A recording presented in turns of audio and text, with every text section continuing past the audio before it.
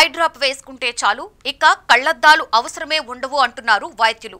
వింటే నమ్మశక్యంగా అనిపించకపోవచ్చు, కానీ ఇది నిజం. 35 ఏళ్లు దాటితే కంటి చూపులో మార్పులు రావడం సర్వసాధారణం. చిన్న అక్షరాలు స్పష్టంగా కనిపించవు, మసకగా కనిపిస్తూ ఉంటాయి. కొన్నిసార్లు అక్షరాలు అలికినట్లుగా కనిపిస్తాయి. గట్టిగా కళ్ళు పెద్దవి చేసి చదివితే తలనొప్పి మొదలైపోతుంది.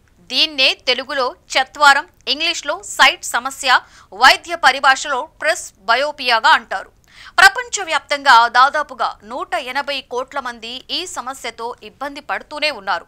ఇప్పటి వరకు ఉన్న ఏకైక పరిష్కారం రీడింగ్ గ్లాసెస్ మాత్రమే. కానీ రీడింగ్ గ్లాసెస్ పెట్టుకోవడం చాలా మందికి ఇబ్బందికరంగా ఉంటుంది. కళ్ళజోడు బాక్సులో పెట్టుకొని దాన్ని షర్ట్ జేబులో పెట్టుకోవాలి, పర్సులో పెట్టుకోవాలి, అలా ఎక్కడికైనా వెంట తీసుకొని వెళ్లాల్సిందే. ఒక్కసారి మర్చిపోయి బయటకు వెళ్తే తిరిగి వచ్చి తీసుకొని వెళ్ళకపోతే పని జరగదు. మీరు అలాంటి పరిస్థితిని ఎప్పుడైనా ఎదుర్కొన్నారా?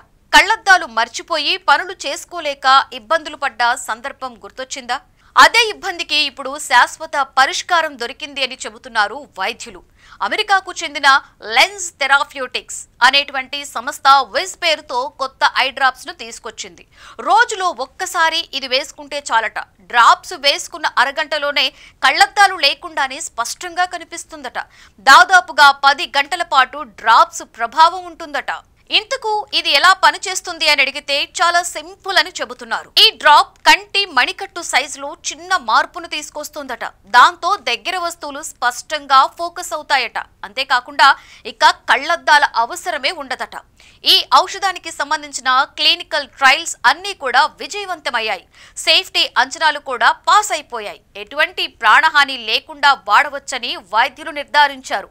ఇక అసలు ప్రశ్న, ఇది మార్కెట్లో ఎప్పుడు దొరుకుతుంది అని ఆరా తీస్తే వచ్చే అక్టోబర్ నుండి ఈ విజ్ ఐ డ్రాప్స్ ను అందుబాటులోకి తీసుకుని వస్తున్నట్లుగా లెన్స్ థెరాప్యూటిక్స్ సంస్థ ప్రకటించేసింది. మొత్తానికి ఒక చిన్న ఐ డ్రాప్స్ తోనే కళ్లద్దాలను పూర్తిగా పక్కన పెట్టివేయొచ్చని చెబుతున్నారు.